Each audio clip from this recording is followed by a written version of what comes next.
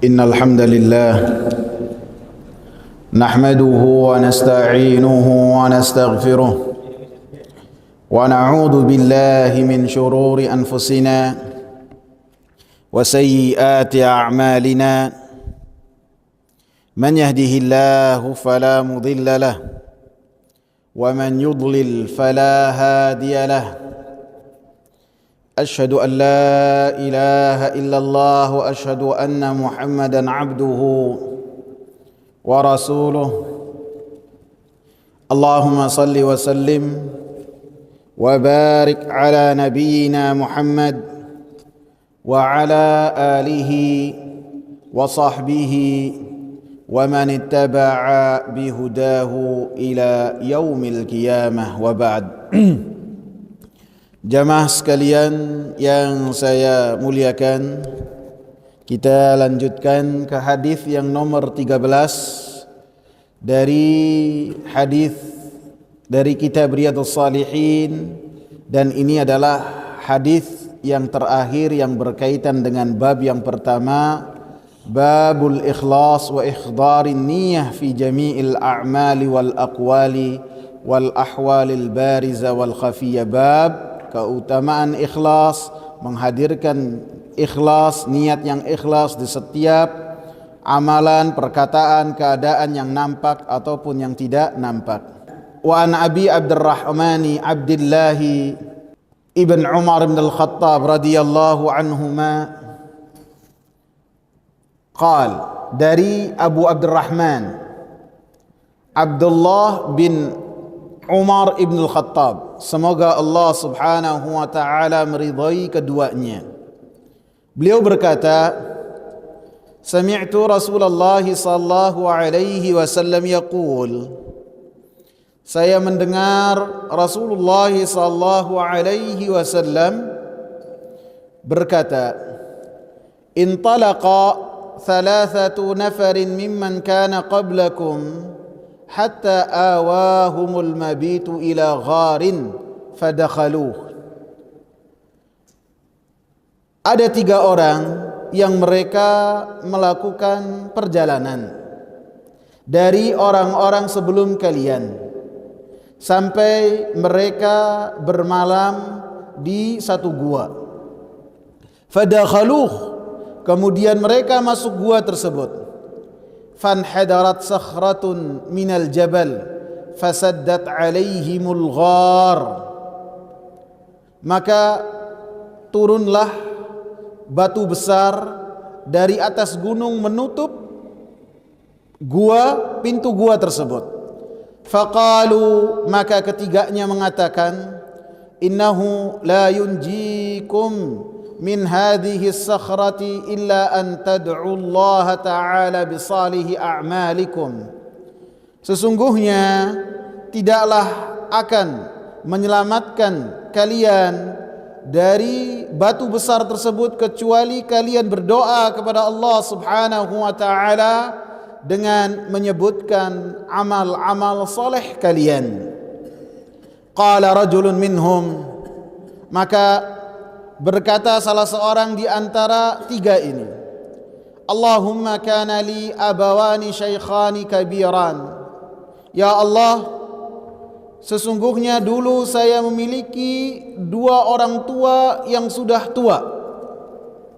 Wa kuntu la aghbiqu qablahuma ahlan wala malan, dan bentuk berbakti saya kepada keduanya, saya apabila memerah susu maka tidaklah memberikan sebelumnya siapapun juga dari keluargaku. Saya senantiasa mengutamakan kedua orang tuaku sebelum dari yang lainnya. Fana'a bi talabus syajar yawman falam urih alaihima hatta nama. Maka suatu ketika pernah saya dengan gembalaan-gembalaan saya mencari rumput ataupun pohon untuk makan gembala-gembala sampai jauh dari tempat saya tinggal, sehingga saya tidaklah pulang kecuali di waktu orang tua saya sudah tidur. Fahalabtu lahuma ghabuqahuma, maka saya pun melanjutkan seperti biasa kebiasaan saya, memerah susu dan mengutamakan kedua orang tua saya. Fawajadtuhuma naimain, maka saya dapati kedua orang tua saya dalam keadaan tertidur. Fakarihtu an uqidhahuma wa an aghbiqa qablahuma ahlan aw malan, maka saya pun tidak suka untuk membangunkan keduanya, mengganggu tidurnya, dan saya pun tidak suka untuk memberikan susu ini kepada siapapun juga sebelum kedua orang tuaku. Saya harus memberikan kepada kedua orang tuaku sebelum yang lainnya. Maka kata orang ini, falabithtu wal qadahu ala yadi, maka saya pun berdiri menunggu kedua orang tuaku bangun dan tempat minum susu itu ada di kedua tanganku. Saya tidak mengganggu. Ala yadi antadhiru istiqadhahuma, dan saya pun menunggu kedua orang tuaku bangun hatta barakal fajru, sampai matahari terbit. Wasibyatu yataghadawna inda qadami, padahal anak-anak saya mereka menangis di kaki saya, mereka pun meminta susu, akan tapi saya lebih mengutamakan kedua orang tua saya. Fastaiqadha, maka keduanya bangun. Fasyariba, maka keduanya minum ghabuqahuma, susu yang telah saya perah. Allahumma in kuntu fa'altu dhalika ibtigha'a wajhik fafarrij 'anna ma nahnu fihi min hadhihi as-sakhrah. Ya Allah, apabila saya lakukan hal tersebut dalam rangka mengharap wajahmu, dalam rangka ikhlas untukmu, fafarrij 'anna ma nahnu fihi min hadhihi as-sakhrah, maka bebaskanlah kami dari apa yang kami sekarang berada di dalamnya, dari batu besar ini. Fanfarajat syai'an la yastati'una al-khuruj minhu, maka bergeserlah batu tersebut, akan tetapi mereka masih belum bisa untuk keluar dan selamat dari gua tersebut. Qala al-akhar, maka yang kedua berkata, Allahumma innahu kanat li ibnatu ammin. Ya Allah, sesungguhnya saya memiliki sepupu perempuan. Kanat ahabban nasi ilayya, dan sepupu perempuan ini adalah manusia yang paling saya cintai. Dalam riwayat lain, wa fi riwayatin kuntu uhibbuha ka ashaddi ma yuhibbur rijalun nisa. Saya mencintai sepupu saya seperti cintanya seorang lelaki terhadap perempuan. Fa'aradtuha ala nafsiha famtana'at minni. Saya pun pernah berusaha untuk merayu sepupu saya untuk berzina dengannya. Famtana'at, dia tidak mau. Hatta alammat biha sanatun minas sinin, sampai suatu ketika sepupu saya ini terlilit kesusahan yang sangat berat sekali. Faja'atni, kemudian perempuan ini sepupu saya datang kepada aku.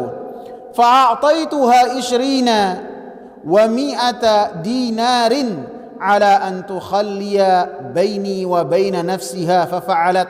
Maka saya pun memanfaatkan rasa butuh dia, rasa fakir dia, dengan saya memberikan kepadanya harta yang banyak, sekitar 120 dinar, dengan ketentuan si perempuan ini membiarkan dirinya berzina. Fafa'alat, maka sepupu perempuan pun tidak memiliki pilihan yang lain.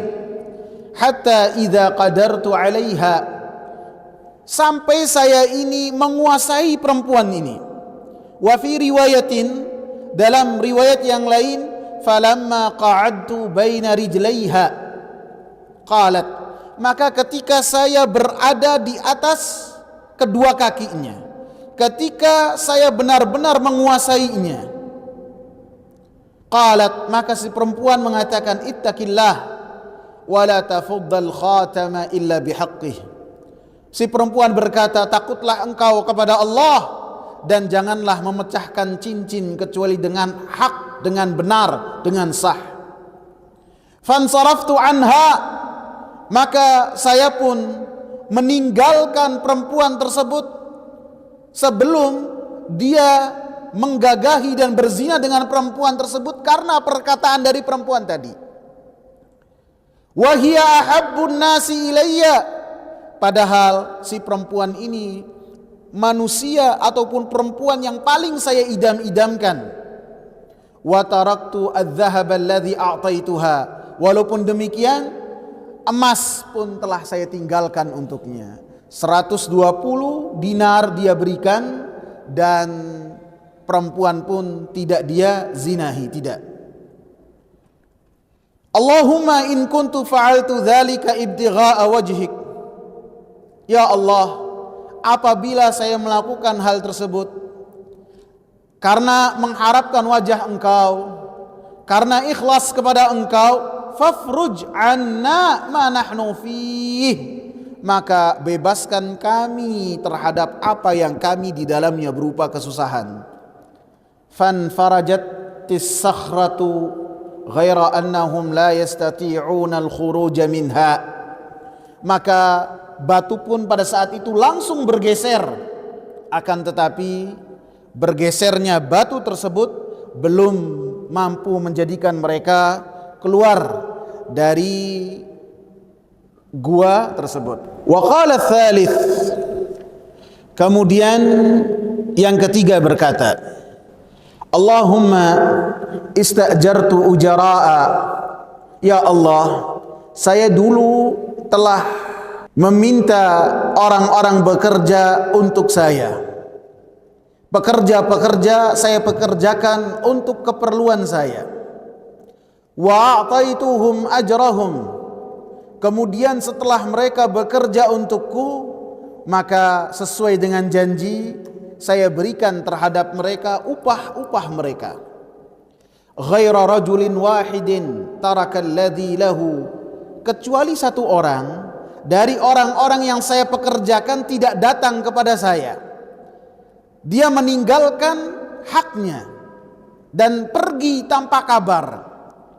Fathammartu ajrahu hatta kathartu minhul mala, maka harta yang ditinggalkan oleh pekerja tersebut, upahnya saya kembangkan sampai harta tersebut menjadi harta yang banyak.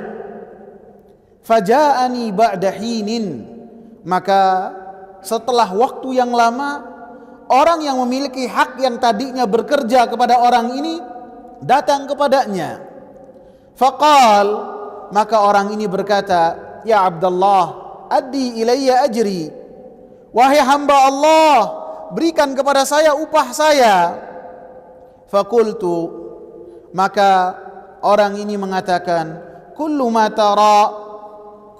tara min ajrik, semua yang kau lihat di hadapan engkau ini adalah upahmu.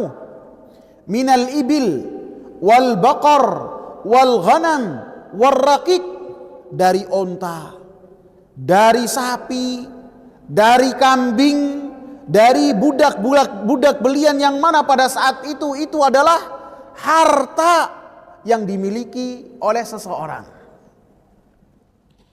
Maka faqal ya Abdullah la tastahzi bi, maka orang ini berkata, wahai hamba Allah, jangan engkau mengolok-ngolok saya, jangan kau mengolok-ngolok saya. Fakultu, maka orang ini berkata, la astahzi'u bik, sungguh saya ini tidak mengolok-ngolok engkau.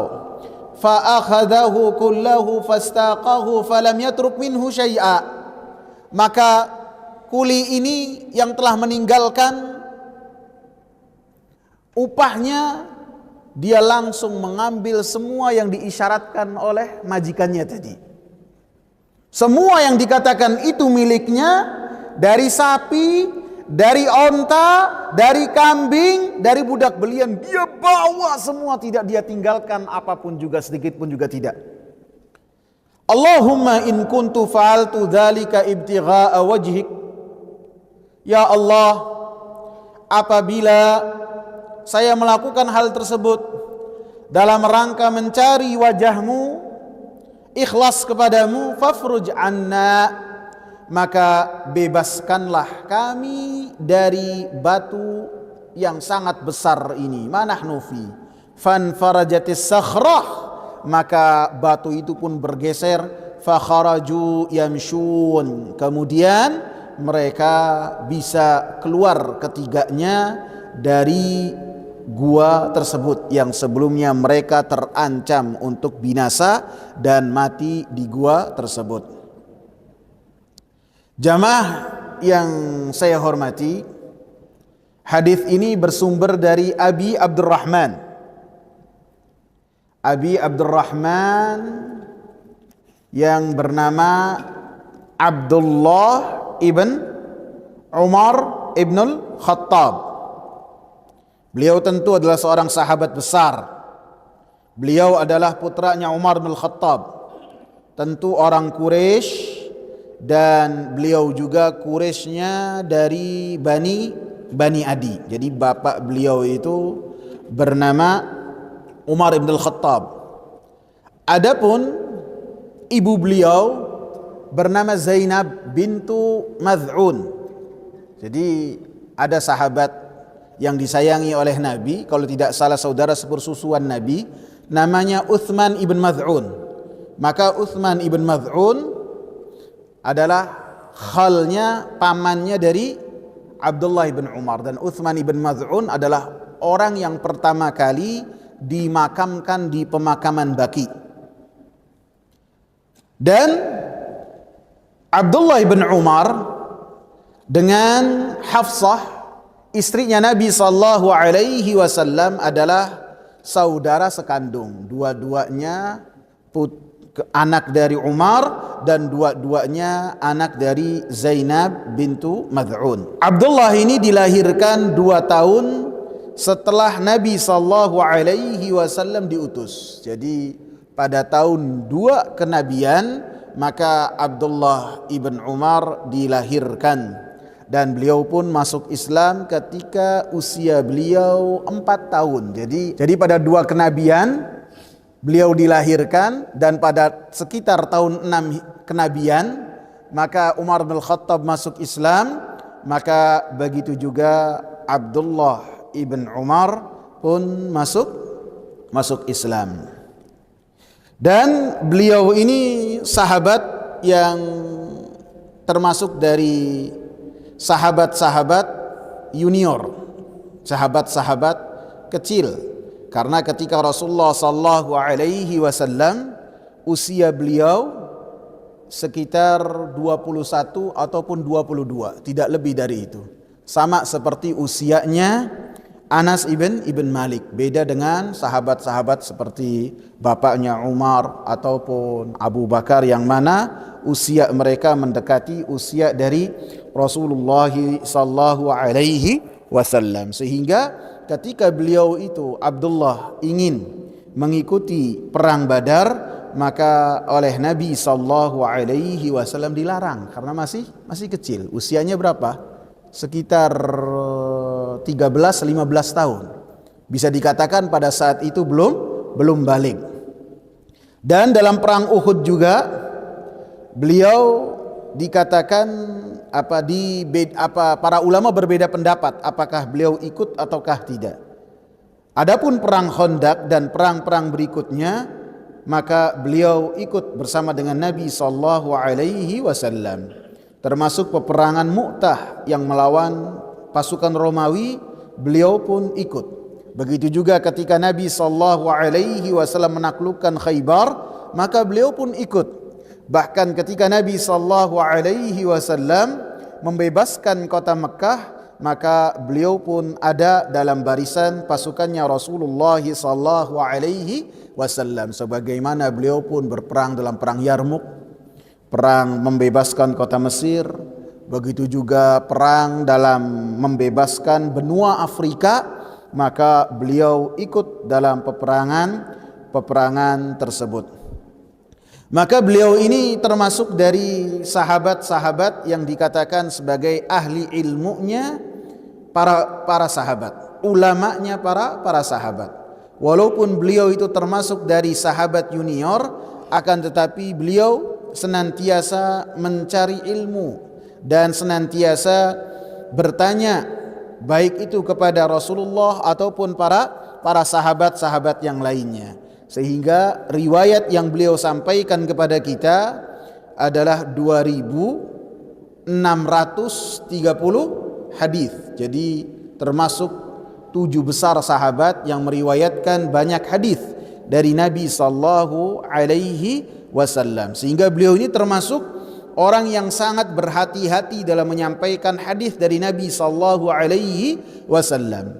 Dikatakan oleh Abu Ja'far yang dikeluarkan oleh Ibn Sa'ad dalam Tabaqat, kitab Tabaqat, lam yakun ahadun min ashabi Rasulillah sallallahu alaihi wasallam id sami'a min Rasulillahi hadithan uhadhiru an la yazida fihi wa la yanqusa minhu wala wa min Abdullah ibn Umar bin Al-Khattab. Tidak ada salah seorang dari sahabat-sahabat Nabi ketika mendengar hadis dari Rasulullah yang saya itu khawatir, ahdharu, mungkin lebih tepatnya ahdharu an la yazida, yang saya khawatir apabila yang meriwayatkan ini menambahkan ataupun mengurangi selain dari Abdullah ibn Umar. Jadi beliau itu termasuk sahabat yang tekstual, zahiri. Apa yang beliau dengarkan dari Rasulullah sallallahu alaihi wasallam, maka beliau sampaikan letterlek seperti apa yang beliau dengar dari Rasulullah sallallahu alaihi wasallam. Dan dikatakan oleh Al-Imam Malik bahwasanya Abdullah ibn Umar itu berfatwa setelah zamannya Nabi sallallahu alaihi wasallam 60 tahun. Bahkan beliau pun selama 60 tahun senantiasa menunaikan ibadah haji dan menjadi mufti ketika beliau menunaikan ibadah haji. Jadi sangat luar biasa sekali. Beliau pun dikatakan sebagai sahabat yang ahli ibadah.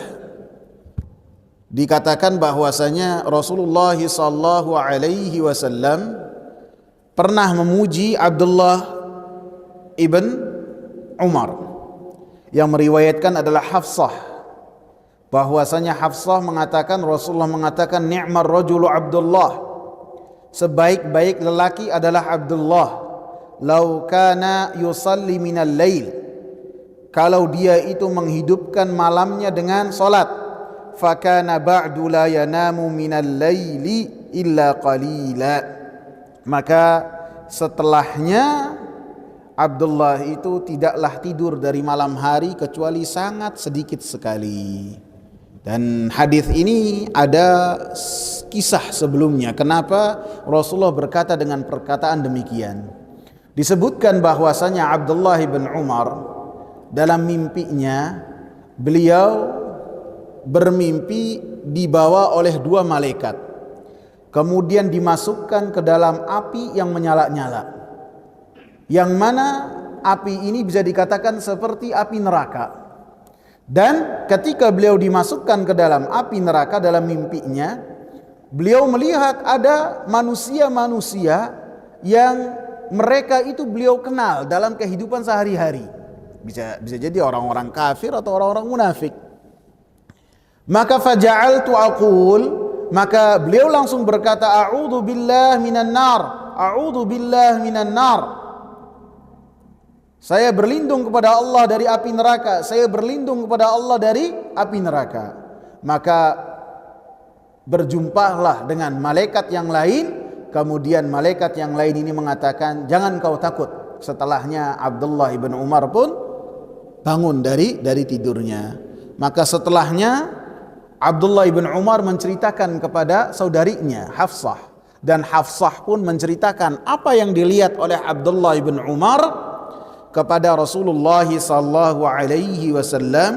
Kemudian Rasulullah sallallahu alaihi wasallam berkata dengan perkataan ni'mar rajulu Abdullah, sebaik-baik lelaki adalah Abdullah, lau kana yusalli minal lail, kalau dia itu salat malam. Sehingga hadis ini menunjukkan anjuran untuk senantiasa salat malam. Kemudian beliau pun termasuk sahabat-sahabat yang ketika terjadi peperangan di antara sahabat-sahabat Nabi, beliau termasuk orang yang tidak ikut dalam pasukan yang berperang. Pasukan yang berperang diantaranya dua pasukan besar, Ali bin Abi Thalib dan Muawiyah bin Abi Sufyan. Pasukan besar dan para sahabat berbeda pendapat.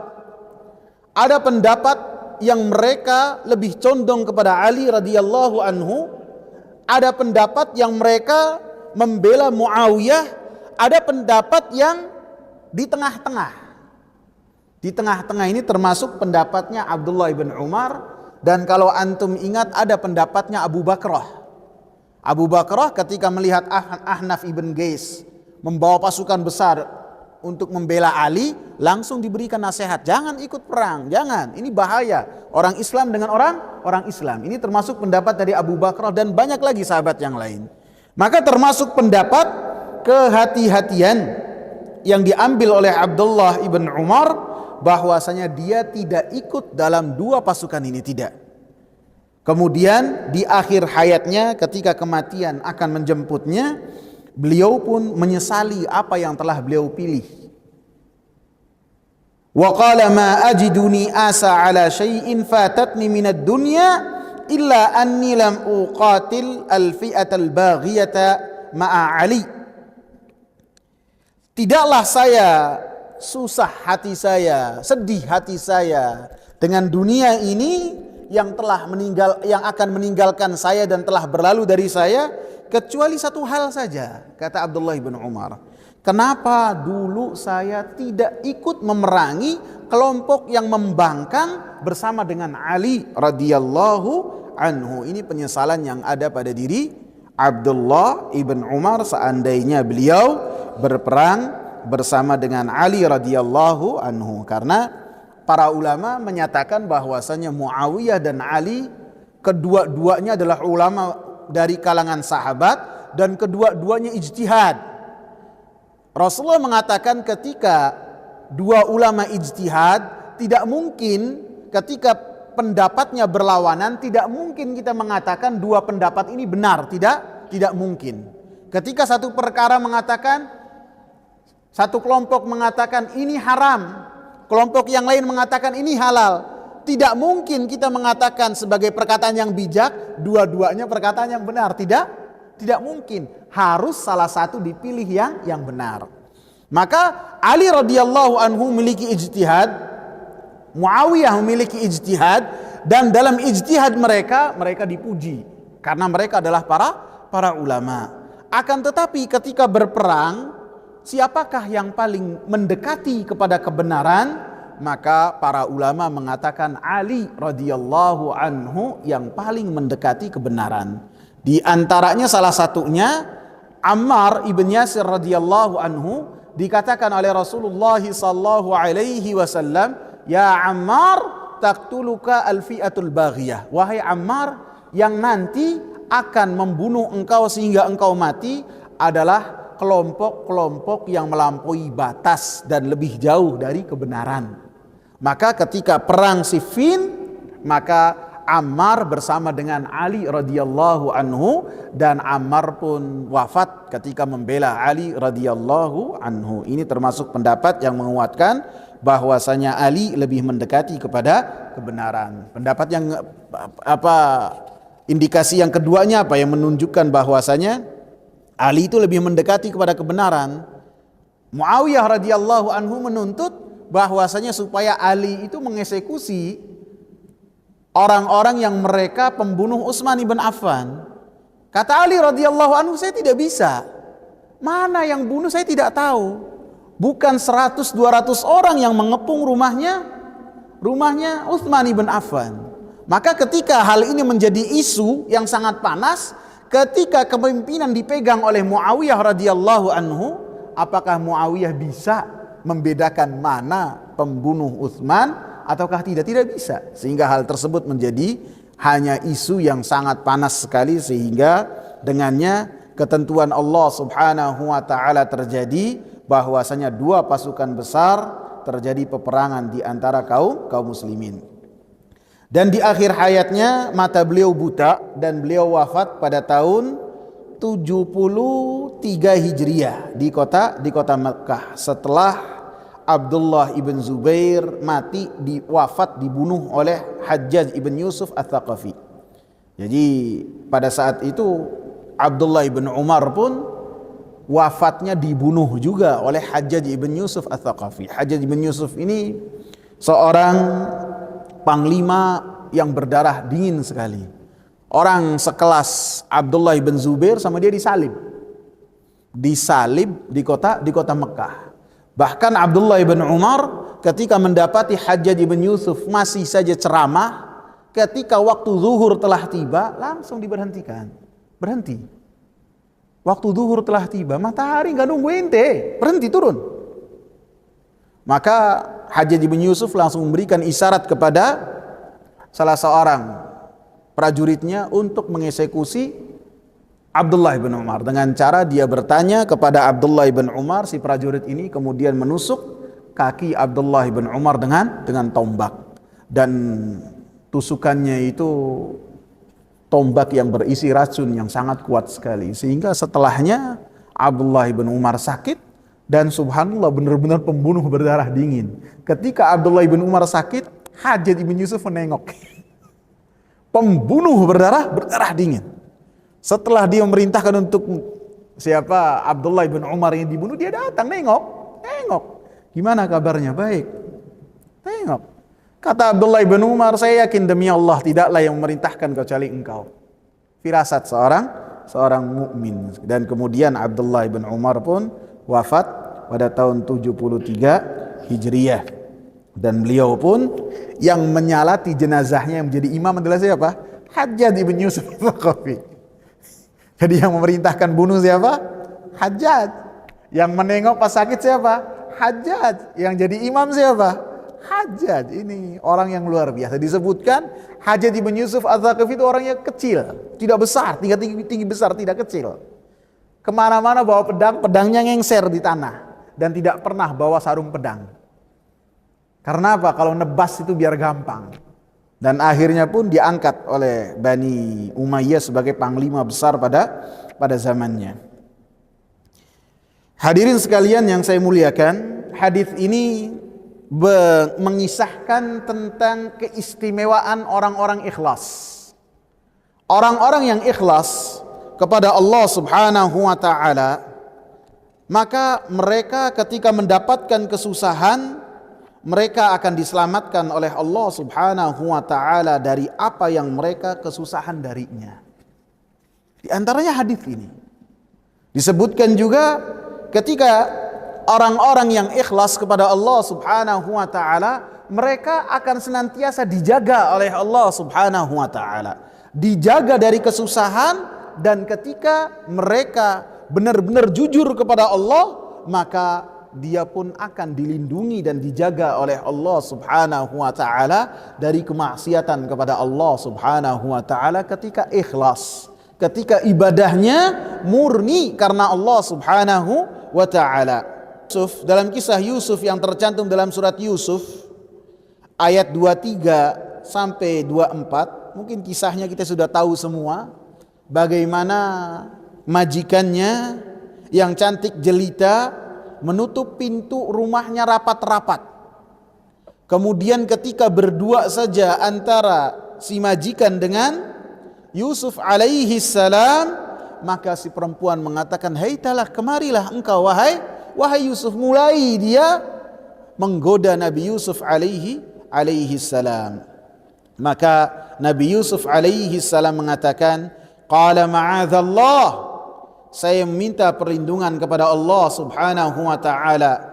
"Innahu rabbi ahsana mathwaya," sesungguhnya Rabbku telah memberikan kebaikan kepadaku. Ini Rabbku ini bisa artinya Rabb, artinya Allah, bisa juga Rabbi artinya majikanku. Suamimu ini telah baik kepada saya, kok saya mau berzina dengan kau? Tidak mungkin. Innahu la yuflihul zalimun. Ini adalah perbuatan dari orang-orang zalim, dan orang-orang zalim tidak akan beruntung. Walaqad hammat bihi wa hamma biha dan sungguh perempuan itu telah berkehendak kepada Nabi Yusuf, dan Nabi Yusuf pun manusia biasa, mulai condong kepada bujuk rayu perempuan ini. Laula an ra'a burhana rabbih.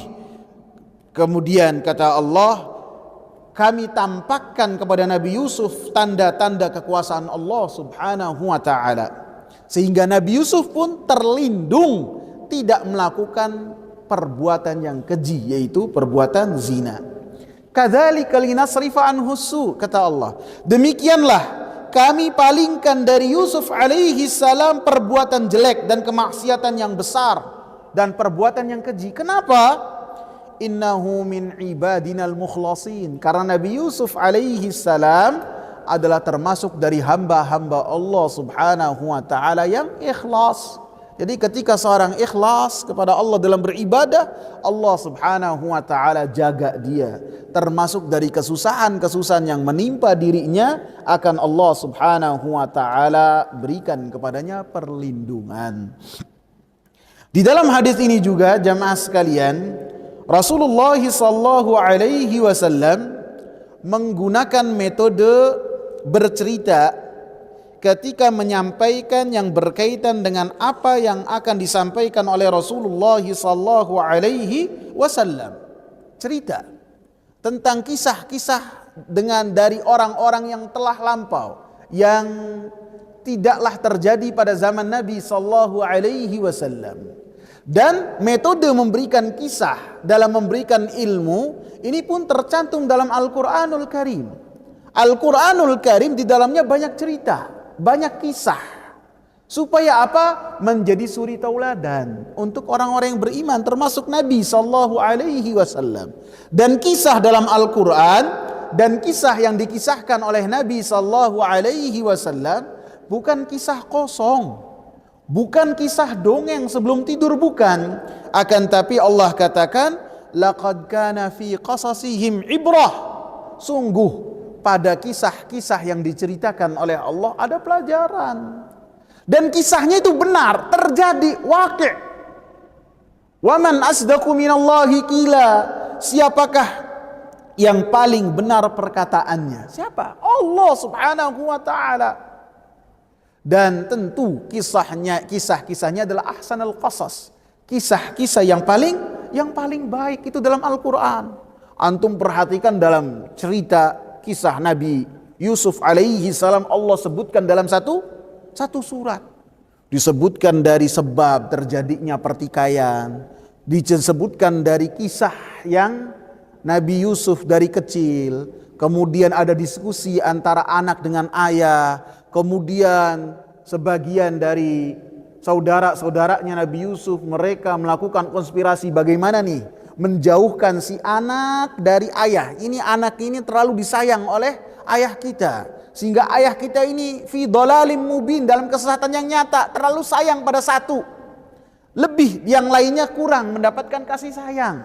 Seakan-akan mereka mengatakan demikian.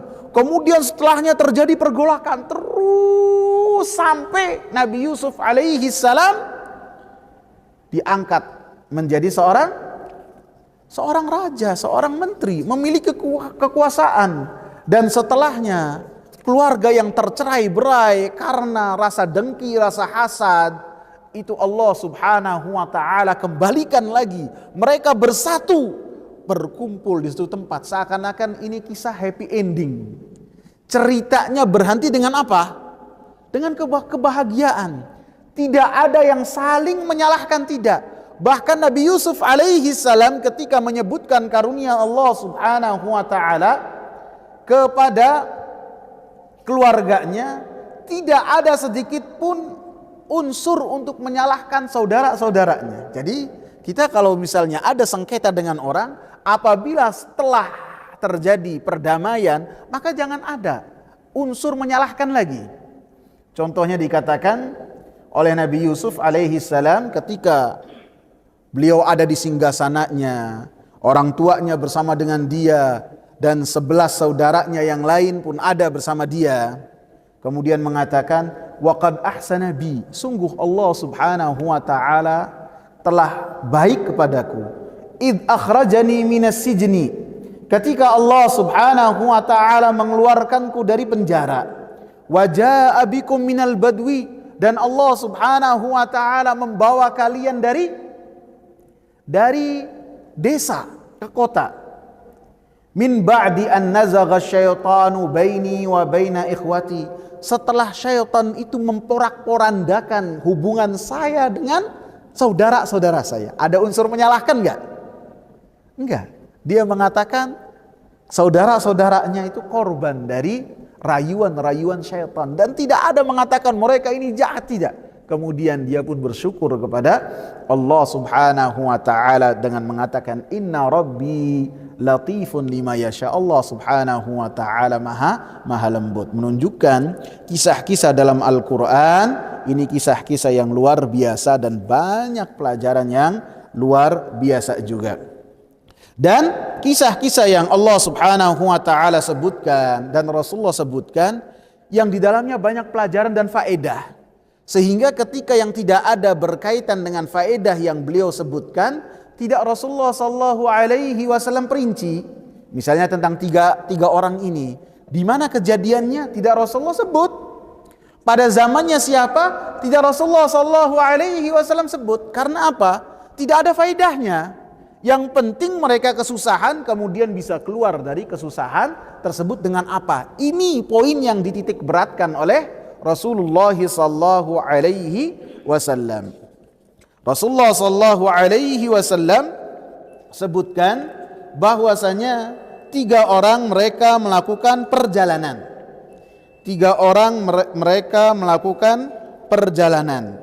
Yang mana perjalanan tersebut mereka lakukan dalam rangka hajat-hajat mereka, dan ini terjadi terhadap manusia-manusia sebelum kalian. Kemudian mereka pun ketika dalam perjalanan mendapatkan malam di perjalanan mereka, sehingga mau tidak mau mereka masuk ke dalam gua. Fadakhaluh, dan ketika mereka bermalam di gua tersebut karena darurat, Allah Subhanahu wa taala menghendaki supaya mulut gua itu tertutup batu yang sangat besar sehingga mereka tidak bisa keluar dari tempat tersebut. Apabila mereka berdiam diri dalam waktu yang lama bisa binasa.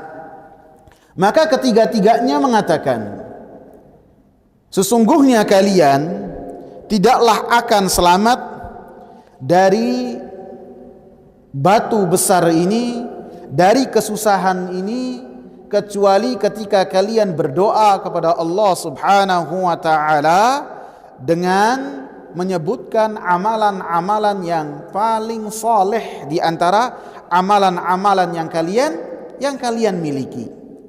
Sehingga dalam ayat ini, dalam hadis ini menunjukkan bahwasanya ketiganya adalah orang-orang yang bertauhid.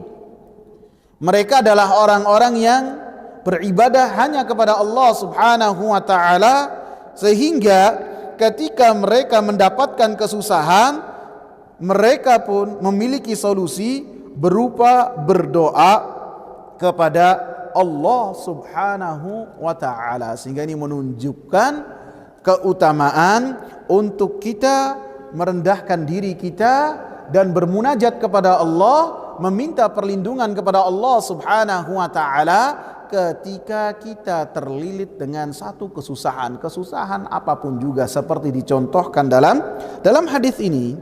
Karena Allah Subhanahu wa taala mengatakan, wa idza sa'alaka ibadi anni fa inni qarib. Apabila mereka bertanya kepadamu wahai Nabi Muhammad, hamba-hambaku bertanya kepadaku tentang aku wahai Nabi Muhammad, maka katakanlah bahwa saya ini dekat. Saya memberikan ijabah dakwah doa-doa yang dipanjatkan oleh hamba-hambaku. Ini janji dari Allah. Lebih-lebih bagi mereka-mereka yang dalam keadaan terdesak, maka Allah Subhanahu wa taala lebih memberikan jaminan bahwasanya doa-doa yang dipanjatkan oleh orang-orang yang dalam keadaan terdesak, dalam keadaan darurat, Allah Subhanahu wa taala kabul doa-doanya walaupun yang berdoa adalah orang kafir. Walaupun yang berdoa adalah orang kafir.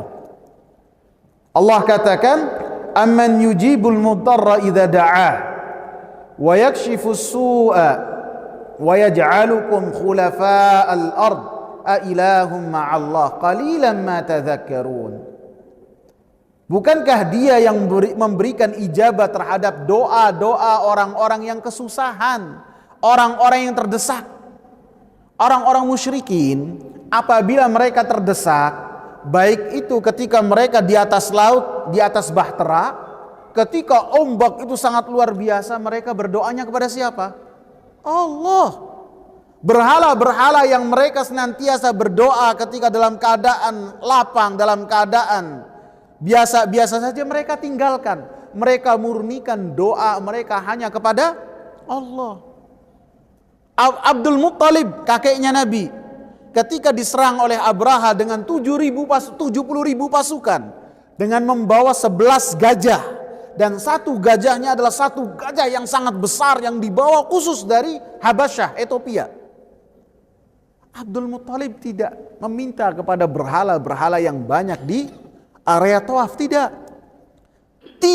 terhadap berhala yang biasa disembah oleh orang-orang Quraisy yang bernama Nailah ataupun Isaf, tidak, akan tapi berdoanya hanya kepada Allah Subhanahu wa taala saja. Walaupun dalam kehidupan sehari-hari Abdul Muttalib pelaku kesyirikan, Allah kabul. Dan ini pelajaran buat kita, berdoa kepada Allah Subhanahu wa taala seperti yang ditunjukkan dalam hadis ini. Ketika seseorang kesusahan, maka mereka berdoa kepada Allah Subhanahu wa taala. Dan ketika berdoa kepada Allah Subhanahu wa taala disebutkan dengan amalan-amalan yang telah mereka lakukan sebelumnya.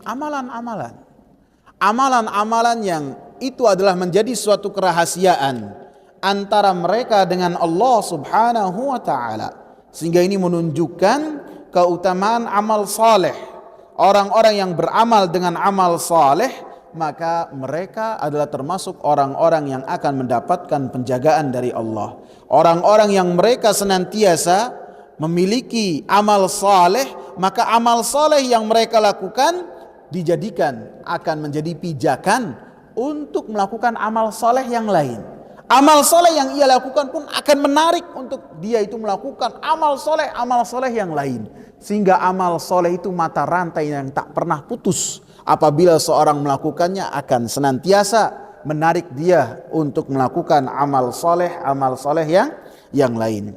Amal soleh yang disebutkan dalam hadis ini adalah 3 amalan yang sangat besar sekali. Yang pertama apa? Yang pertama, berbakti kepada kedua orang tua. Dan ini adalah amalan yang sangat besar. Amalan yang Allah Subhanahu wa taala senantiasa iringkan dengan bertauhid kepada Allah Subhanahu wa taala. Karena Allah Subhanahu wa taala adalah sebab. Allah Subhanahu wa taala adalah yang menciptakan kita. Dan kedua orang tua adalah termasuk sebab kita berada di dunia ini. Dan keduanya lah yang telah mengurus kita. Dari kita tidak bisa apa-apa sampai kita mampu melakukan apa-apa, maka Allah Subhanahu wa taala perintahkan kepada kita, anishkurli wali walidaik, hendaklah engkau bersyukur kepadaku dan kepada kedua orang tua kalian. Sehingga banyak ayat, banyak hadis yang menunjukkan keutamaan berbakti kepada kedua orang tua. Dan termasuk keutamaannya Rasulullah sallallahu alaihi wasallam ketika menceritakan 3 amalan besar ini, Rasulullah sebutkan berbakti kepada kedua orang tua terlebih dahulu, menunjukkan berbakti kepada kedua orang tua adalah amalan yang sangat besar sekali. Kemudian pelakunya setelah melakukan amalan yang sangat besar, berbakti kepada kedua orang tua, membahagiakan kedua orang tua, lebih-lebih kedua orang tua yang sudah sepuh. Kemudian anak lebih mengutamakan orang tua dari siapapun juga, lebih-lebih seorang suami. Kalau seorang istri haruslah lebih mengutamakan suami dari siapapun juga. Adapun anak laki, maka hendaklah lebih mengutamakan kedua orang tua dari apapun juga. Seperti yang dicontohkan dalam hadis ini. Dia memiliki kebiasaan untuk senantiasa memerah susu, dan ketika memerah susu lebih mengutamakan kedua orang tuanya dari siapapun juga, termasuk anak istrinya.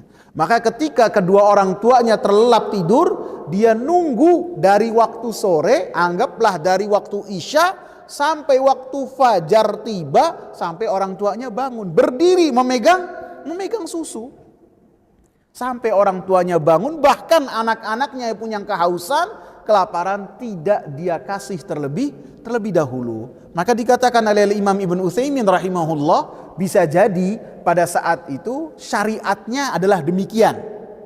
Untuk berbakti kepada orang tua, walaupun anak-anak nangis, istri nangis, harus lebih mengedepankan kepada kedua orang tua terlebih dahulu. Kemudian yang kedua disebutkan, ataupun setelah selesai menceritakan apa yang telah dia lakukan, maka orang ini mengatakan, ya Allahumma in kuntu fa'altu dzalika ibtigha'a wajhik fafarrij anna. Ya Allah, apabila saya itu melakukan hal tersebut dalam keadaan ikhlas kepada Engkau, maka bebaskanlah kami. Menunjukkan Allah subhanahu wa ta'ala lah yang lebih mengetahui dari amalan-amalan kita, siapakah dan apakah amalan-amalan kita yang paling ikhlas untuk mendapatkan wajah Allah subhanahu wa ta'ala. Sedangkan kita berusaha untuk berbuat ikhlas, dan kita lebih mengetahui amalan apakah dari amalan-amalan yang kita lakukan yang di dalamnya ada keikhlasan kepada Allah subhanahu wa ta'ala. Yang kedua, seseorang yang sangat mencintai saudara sepupunya. Dia cinta kepada sepupunya ini seperti cintanya lelaki terhadap perempuan. Sehingga beberapa kali dia berusaha untuk mendekatinya, tidak taunya perempuan ini enggan untuk menyerahkan dirinya kepada lelaki ini. Sampai suatu ketika si perempuan ini dalam keadaan kesusahan dan datang kepada lelaki ini untuk meminta bantuan. Akan tetapi lelaki ini mengatakan, saya tidak akan memberikan bantuan kecuali engkau menyerahkan tubuh engkau kepada saya.